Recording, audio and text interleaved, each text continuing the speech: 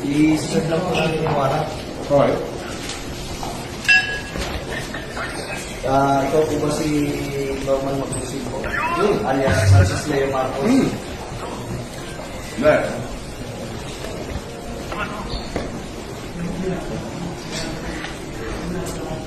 Okay.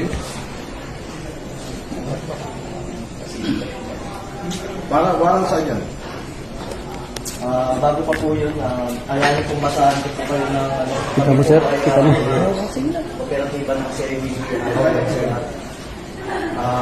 Kayo po ba, ulitin ko po, kayo po ba si Norman Maglusin alias Francis Leo Marcos? Yes, ako.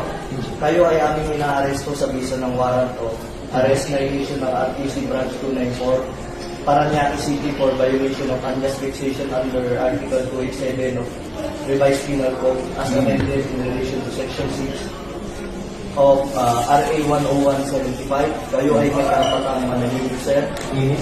O sa walang tigo, o ano man ang inyong sabihin ay maaaring magpapabor o laban sa inyo. Sa anumang hukuman, kayo rin ay may karapatan kumuha ng sarili ng abogado at kumuha ng kung wala po kayong sariling abogado, kayo po ay pagkakalooban ng libre ng gobyerno.